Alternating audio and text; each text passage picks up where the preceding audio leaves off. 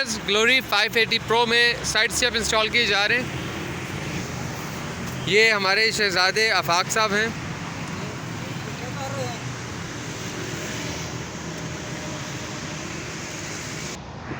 یہ اس میں sleeping dog انہوں نے ایک پرچیز کیا ہے اور ساتھ میں ٹیشو باکس. یہ پلین اسٹیپ ٹوائے ہے.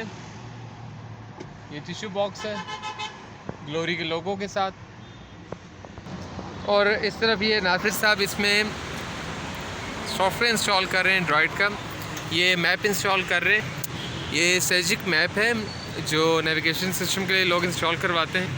شروع کرنا ویڈیو ہے. اچھا سر، اس میں جو آپ نے اینڈرائڈ لگایا ہے اس کی پرائس کیا ہے تقریباً؟ سر 19,500. 19,500 روپے فٹنگ کے ساتھ ہے یا بغیر فٹنگ کے 1000 روپے فٹنگ کی. 1000 روپے فٹنگ کے چارج، یعنی کہ 20,500 روپے میں. اور اس کی اسپیسیفکیشن کیا ہے؟ یہ 1 GB ریم ہے اور 16 GB میں 1 GB ریم 16 GB روم کے ساتھ، پلس اس میں مرر لنک کی آپشن ہے. جی تھینک یو. اور یہ بھی انہوں نے پرچیز کیا ہے.